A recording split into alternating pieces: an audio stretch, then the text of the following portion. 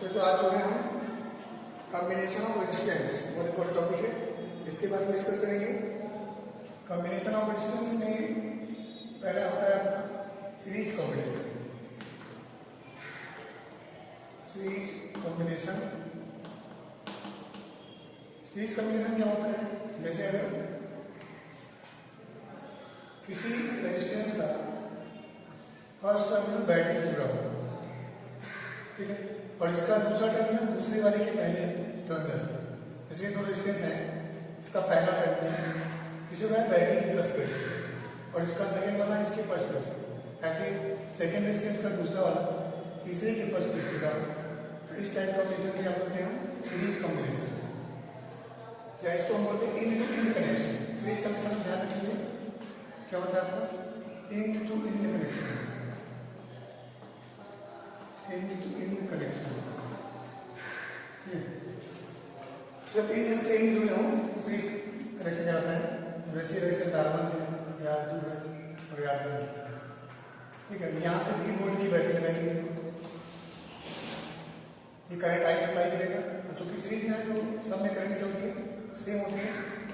Voltage अलग होगा, यहाँ का वोल्टेज मान लीजिए V1 है, यहाँ का V2 है, यहाँ का।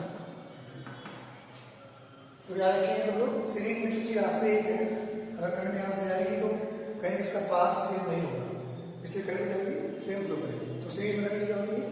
सेम होती है। इसी काम से प्रयोग करते हैं। हमें इसका क्या फाइंड करना है? एग्जाम में पूछा जाए टू फाइंड इक्विवेलेंट रेजिस्टेंस। अगर 3 रेजिस्टेंस सीरीज में जुड़े हैं तो उसका इक्विवेलेंट रेजिस्टेंस क्या होगा? ठीक है, सबसे पहले V1 निकालेंगे बाई ओम्स लॉ से, क्या होगा? IR1। V2 निकालेंगे क्या होगा? IR2। V3 निकालेंगे क्या होगा? IR2। इसमें भी करंट आई पास करनी, आई पास करेंगे, इसमें भी आई पास करेंगे, इसमें भी आई पास करेंगे। IR1, यहाँ का वोल्टेज I2 R1, यहाँ का वोल्टेज I2 R2, यहाँ का वोल्टेज I2 R2, ठीक है। अब चूंकि ये बैटरी का वोल्टेज जो है वो कुछ वोल्टेज ये रेजिस्टेंस R1 देगा, कुछ R2 देगा, कुछ R3 देगा। इन तीनों को अगर ऐड करेंगे तो टोटल वोल्टेज ये बराबर होगा। तो लिख सकते हैं V equal to V1 plus V2 plus V3। अब V1 कितना है अपना? IR1। V2 कितना है? IR2। V3 कितना है? IR2। यहाँ से I कॉमन ले लेंगे, R1 plus R2 plus R3। Equation number 4। अब देखिए इक्विवेलेंट रेजिस्टेंस क्या होता है? जैसे ये रेजिस्टेंस मान लीजिए 10 ओम का है, 20 ओम का है, 30 ओम का है, तो ये तीनों को प्लस करेंगे कितना आएगा? 60 ओम। मान लीजिए 10 ओम, 20 ओम, 30 ओम। तो अगर इसके बराबर एक रेजिस्टेंस लगाया जाए जो कि 60 ओम अकेले हो, तो इन तीनों की इक्विवेलेंट उसको बोला जाएगा। अलग अलग मिलकर 60 ओम हो रहा है और वो अकेला 60 ओम, तो उसी को हम क्या बोलते हैं? Equivalent resistance. लेकिन RS मतलब सीरीज के, if RS is equivalent, या इसको टोटल लिख सकते हैं, total resistance, then for whole circuit,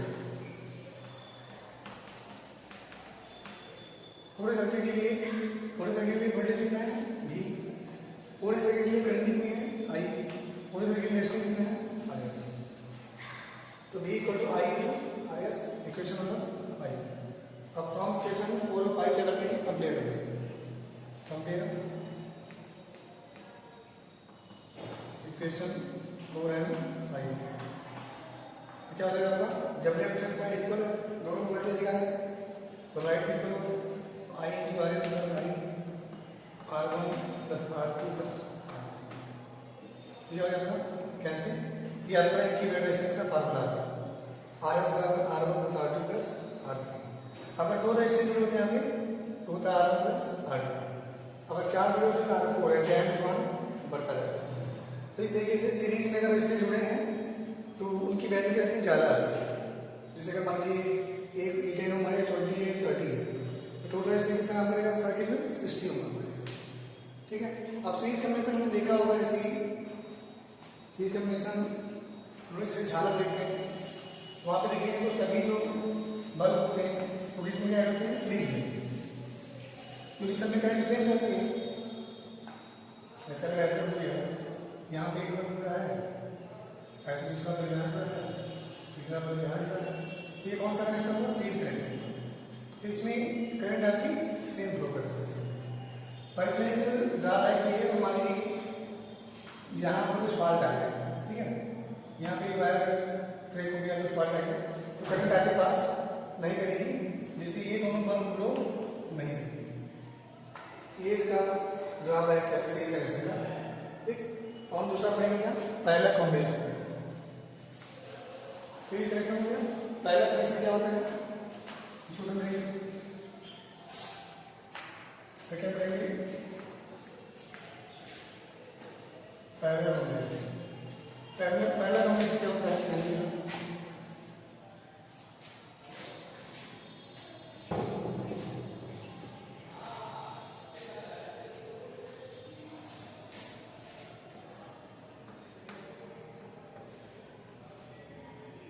जब हर रेजिस्टेंस का पहला टर्मिनल, जैसे इसका पहला होगा एक पॉइंट, इसका पहला टर्मिनल इसी पॉइंट पे, इसका पहला टर्मिनल इसी पॉइंट पे, और दूसरा होगा दूसरे पॉइंट पे, इसका सेकेंड वाला इस पे, इसका थर्ड वाला इस पे। तो जब हर रेजिस्टेंस का फर्स्ट पॉइंट एक जगह हो और दूसरा पॉइंट एक जगह हो, ठीक है, तो ये कॉम्बिनेशन क्या होता है, पहला कॉम्बिनेशन। पहला कॉम्बिनेशन में क्या सेम होता है, क्योंकि ये कॉमन पॉइंट है, इसलिए सभी वोल्टेज सेम होगा।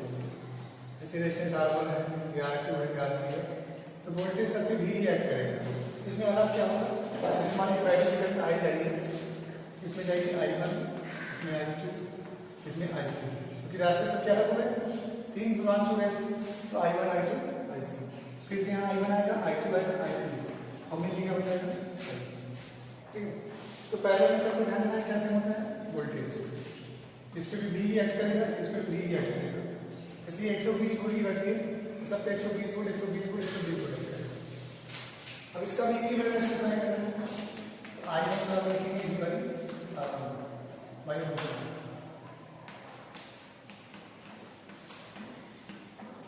ऐसे आई टू का लिखेंगे डी बाई आई थ्री का लिखेंगे डी बाई, ठीक है। अब ये आई वन आई टू ऐसे अगर ऐड करेंगे तो टोटल करके आई हो जाएगा आपका I one plus I2 plus I2, ठीक है। अब ये वैल्यू पुट करेंगे इसमें, तो I1 D by R1 D by R2 D by, यहाँ से b कॉमन लेंगे, 1 by R1 1 by R2 1 by, इसको मानेंगे क्वेश्चन नंबर 4। अब लिखेंगे RP P for parallel, RP total equivalent resistance. यहाँ पे ये बात जो लिखना पड़ेगा फॉर होल सर्किट, तो पूरे सर्किट में करंट कितनी है, आई, वोल्टेज कितना है, V, टोटल रेजिस्टेंस क्या माना है, RP, इक्वेशन नंबर 5। तो फ्रॉम इक्वेशन 4 एंड 5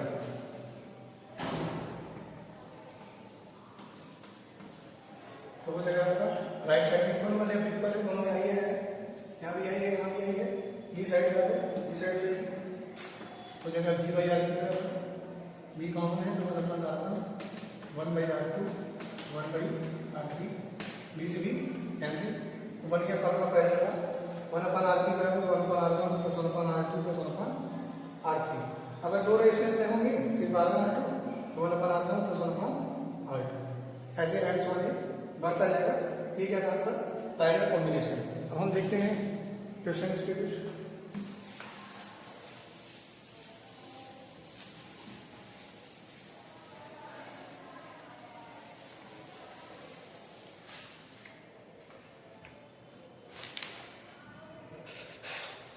जैसे देखिए जरूरी नहीं है कि आप चीज कनेक्शन पहचान लेंगे, जैसे अगर इस टाइप का क्वेश्चन है सर्किट फॉर्म में,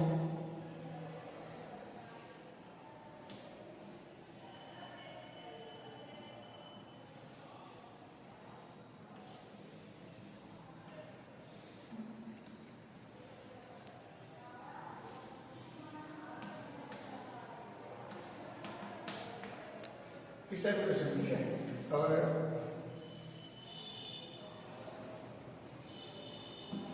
रेजिस्टेंस R1 है, ये R2 और ये। अब इसमें बोला गया कि इसका टोटल रेजिस्टेंस बताइए। जैसे मान लीजिए 1 ओम का है, ये 2 ओम का है और ये 3 ओम का है। इसका पूछ रहा है कि टोटल रेजिस्टेंस क्या होगा, एक ही रेजिस्टेंस क्या होगा। तो सबसे पहले तो पहचान करेंगे ना कि क्या है सीरीज की पहले। तो देखिए सबसे सिंपल बात है, अगर यहाँ से करंट फ्लो करेगी तो वही करंट इसमें जाएगी, वही इसमें भी जाएगी और इसमें भी जाएगी, कहीं भी रास्ता चेंज नहीं होगा। तो क्लियर हो गया कि किसमें कनेक्शन है, सीरीज में। तो हो जाएगा मामला R1 plus R2 plus R3, मतलब 1 प्लस 2 प्लस 3, कितना क्या 6। तो सबसे पहले मेन पहचान करना है आपको कि सीरीज कनेक्शन है कि पैरेलल कनेक्शन है। जैसे एक क्वेश्चन और देखिए,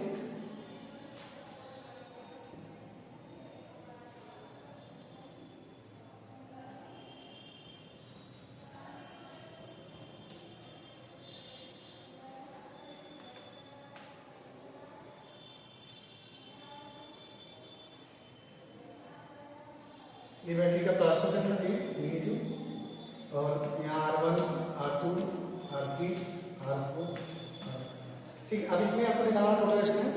तो फिर से आप जानेंगे ये कौन सा कॉम्बिनेशन है, सीरीज है पैरेलल। ये अगर यहाँ से करंट फ्लो करें तुरंत करंट फ्लो करा देगी। करंट अगर यहाँ से फ्लो करेगी तो वही करंट इसमें जाएगी, वही इसमें भी जाएगी, वही घूमकर यहाँ पे जाएगी। इसका मतलब करंट समय सेम फ्लो करेगी।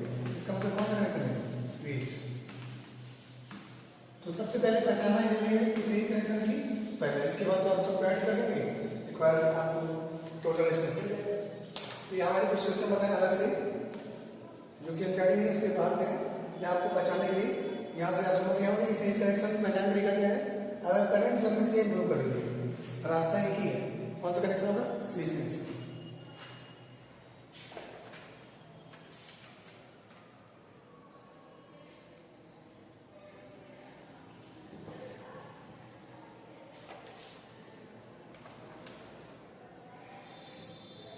अब जैसे कुछ क्वेश्चन और करते हैं,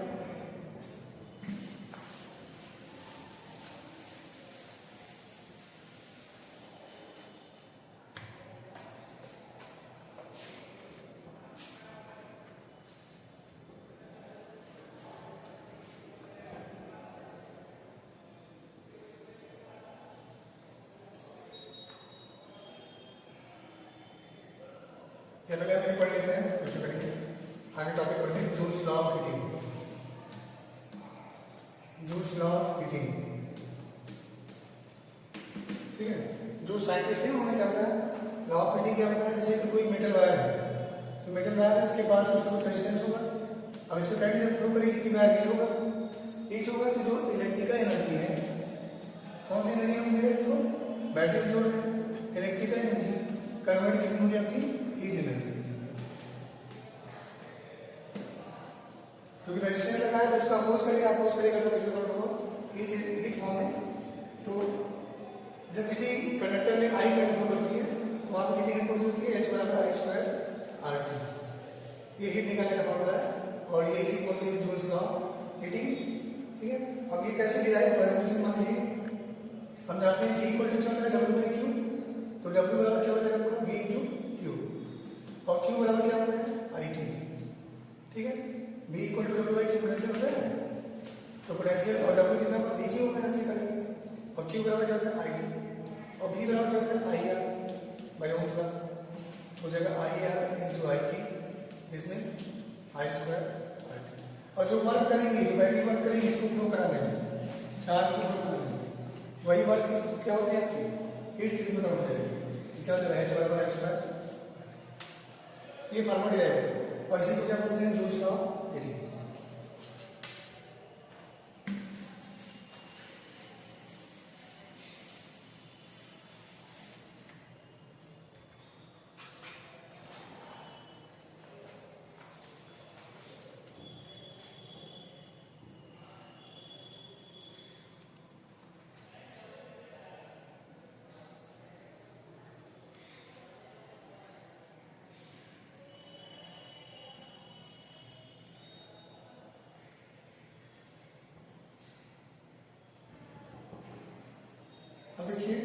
electric power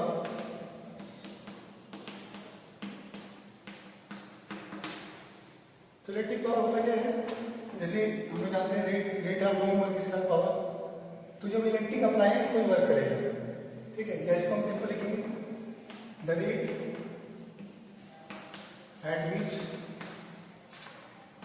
N electrical appliance,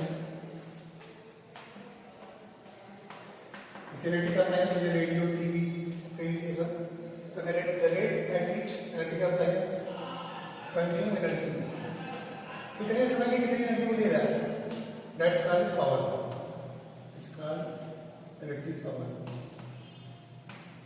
ठीक है।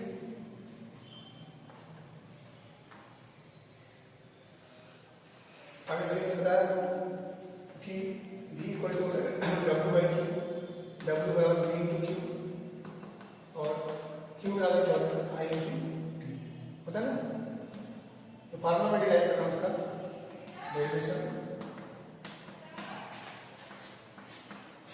V equal to W by Q, W बराबर V इंटू क्यू, Q बराबर I इंटू, तो अगर हम W बाई T लिखे यहाँ पे V इंटू I, अब W बाई T क्या होता है, यही तो होता है power, work done upon time, that is called power, P equal to V into, ये बन गया पावर का फॉर्मूला। अब इसको और लिख सकते हैं, V बराबर क्या होता है आई आर, तो P equal to I R into I, तो ये सेकेंड फॉर्मूला है आई स्क्वायर, ठीक। और हम ये भी इसको ऐसे लिखेंगे, वोल्टेज लिखो आई बराबर क्या होता है V बाई आर, ठीक है। अब हम इसमें रख रहे हैं तो देगा V square by R square into R से V स्क्वायर। अब देखिए इसमें एक समझने वाली बात ये है कि यहाँ पे अगर देखा जाएगा तो रेजिस्टेंस ऊपर है, यहाँ पे देखा जाएगा रेजिस्टेंस नीचे है, मतलब यूनिवर्सली कंडीशन है। यहाँ पे तो ये समझना है कि रेजिस्टेंस बढ़ेगा और बढ़ेगा, यहाँ पे रेजिस्टेंस बढ़ेगा तो ये घटेगा, ऐसा समझ आ रहा है ना। इसमें आप कंफ्यूज नहीं होंगे, ये फॉर्मूला को कब अप्लाई कर रहे हैं, जब कांस्टेंट करंट फ्लो है, करंट क्या होगी कांस्टेंट है, और करंट कांस्टेंट किसमें होती है सीरीज, दोनों फॉर्मूला आपका सही है। ये अगर ये कंडीशन होगी कि जब कांस्टेंट करंट फ्लो करती है, सीरीज में देखिए ना, सीरीज में क्या होता है, जो करंट यहाँ से जाएगी वही इसमें जाएगी, वही इसमें जाएगी, ठीक है। तो इसके लिए फॉर्मूला अप्लाई करो। और जब वोल्टेज कांस्टेंट होगा, वोल्टेज कांस्टेंट किसमें होता है पहले, तब ये फॉर्मूला अप्लाई करो।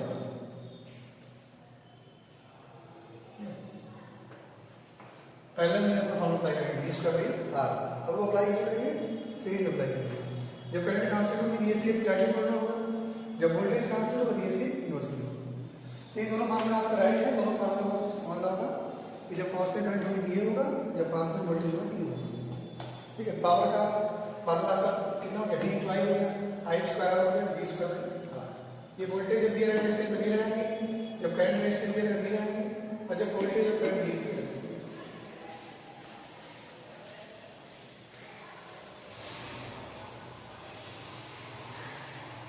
अब पावर की यूनिट क्या करते हैं, यूनिट ऑफ पावर, P बराबर क्या होता है W, W की वर्क है, वर्क यूनिट ऑफ जूल, और T का क्या होगा सेकंड, जूल पर सेकंड, या इसको साइंटिफिक नेम देते हैं वाट। एग्जाम्पल पावर क्या होगी वाट होगी। अब कई सारे और भी इसमें है, जैसे कहते हैं 1 हॉर्स पावर, एक घोड़े के पास जो शक्ति कितनी होती है 746 वाट, 1 हॉर्स पावर, ठीक है।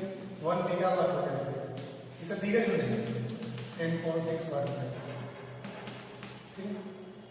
तो ये पावर का यूनिट हो गया, इससे हम कन्वर्ट कर सकते हैं।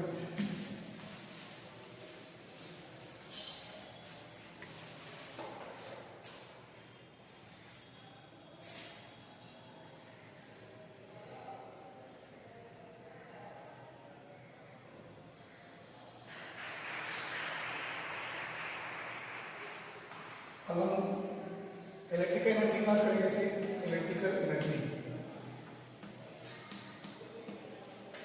तो उसका यही हो जाएगा E बराबर P इंटू 3, ठीक है। कितने समय में कितने वाट का बल्ब आप लगाएंगे वो जितना एनर्जी लेगा, जितना पावर खींच रहा है, that is called electrical energy उसकी। ठीक है, तो इसका जो है इलेक्ट्रिकल एनर्जी की जो यूनिट होती है, अगर इसको हम बिगर में लिखेंगे, इसका होता है किलोवाट और इसका जो होता है hour. Kilowatt hour is the bigger unit. Bigger या इसको बोलते हैं कमर्शियल।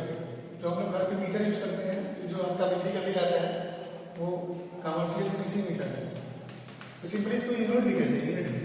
जैसे एक महीने का कितना यूनिट आपने बिजली कंज्यूम किया, कितनी पावर में कंज्यूम की, और एक रुपया मान लीजिए 6 रुपया है, आपने 50 यूनिट यूज किया है, तो टोटल कास्ट कितना है आपका 300 रुपया का एक महीने का। तो किलोवाट आवर किसकी यूनिट है? इलेक्ट्रिकल एनर्जी की। और बिगर यूनिट होती है और सिर्फ कमर्शियल यूनिट होती है।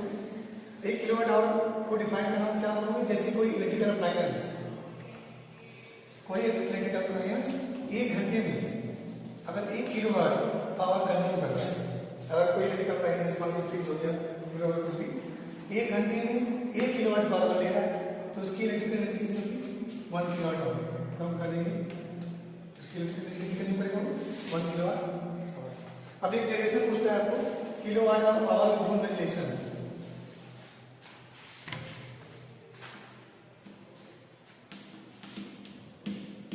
Relation between kilowatt hour and joule. जैसे कि 1 किलोवाट आवर, इसको आपको लिखना है 1 किलोवाट इंटू 1 आवर। अब 1 किलोवाट में कितने वाट होते हैं? 1000 वाट। और 1 घंटे में कितने सेकंड होते हैं? 3600 सेकंड। ठीक है, अभी हो गया आपका 1000 वाट। मतलब क्या होता है आपका? जूल पर सेकेंड। जूल पर सेकेंड हमारी एक ही चीज है ना, यहाँ पे आपका 3600 इंटू सेकेंड सेकेंड ऐसे। अब इसको हम कहते हैं 36 इंटू 10 पावर 3 जीरो यहाँ पे 2 जीरो यहाँ पे 10 पावर 5। ठीक है, यहाँ पे आपका जो इसको ऐसे लिखे अगर यहाँ पॉइंट लगा देंगे 10 पावर 6 हो जाएगा। इसका मतलब 1 किलोवाट आवर कितनी जो है 3.6 इंटू 10 पावर 6। ये रिलेशन हो गया। चेंज करना हो किलोवाट आवर से जोड़ देंगे, इतने को मल्टीप्लाई कर देंगे, करोड़ जाकर इसमें जोड़ देंगे।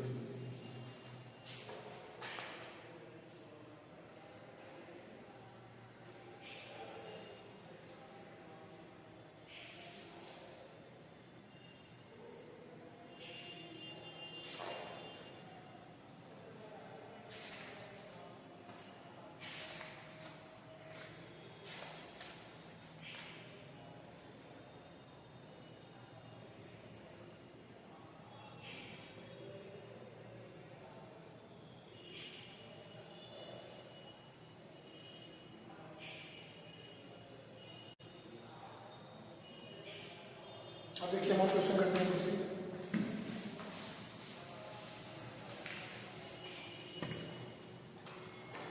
तो आपका चैप्टर फर्स्ट जो कंप्लीट हो गया, बस आपको अभी लिख लेना है। जैसे दिया आपका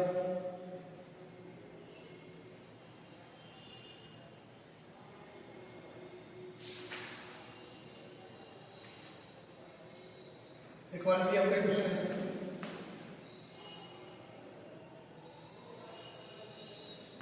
an electric refrigerator, और अच्छा क्वेश्चन है electric refrigerator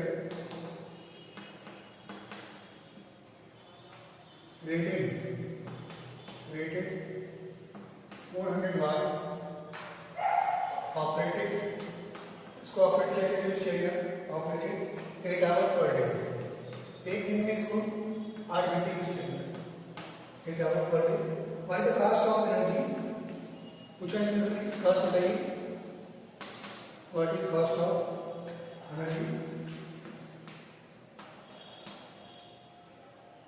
to operate it, to operate it for 30 days। और इसमें कास्ट दिया है एट रुपीज 3 पर किलोवाट आवर, पर किलोवाट आवर। ये आपको मिलकर हो गया। देख लेते क्या है, करा कि इलेक्ट्रिक रेफ्रिजरेटर है, rated 400 watt, operated 8 hour per day. एक दिन उसको 8 घंटे यूज किया है, 400 वाट लेगा। What is the cost of energy to operate it for, अगर हम उसको एक महीने 30 दिन तक यूज करें और उसका कॉस्ट दिया है 1 किलोवाट आवर कितना है, 3 रुपये है। तो हमको क्या करना है इसका कास्ट बताना है, ठीक है। तो समझ करें इसका, तो इलेक्ट्रिकल फॉर्म में क्या होता है आपका, ई बराबर पी इंटू टी, ठीक है। अगर इसमें नंबर ऑफ डे दिए हूँ या नहीं दिया गया, यानी हम क्या है नंबर ऑफ डे, तो पावर कितनी है इसकी 400, कितने यूज करें हम 8, ठीक है। और नंबर ऑफ डे कितने हैं आपका 30। अभी देखिए यहाँ पे ये टाइम कितने दिया है, आवर में, आवर कितने में वाट में, इसको हम कन्वर्ट करेंगे 1000 से डिवाइड करेंगे, किस में गए किलो वाट। अभी 1 2 3 1 2 3, ठीक है। ये कितना हो जाएगा 96 आ जाएगा किलो वाट, आ गया। कितनी इलेक्ट्रिकल एनर्जी एक महीने में ये जो फ्रीज है वो कंज्यूम किया है। अब कॉस्ट निकालना है इसका, तो 96 मल्टीप्लाई यहाँ दिया है, एक महीने का कितना खर्चा आएगा इसका 200, ठीक है।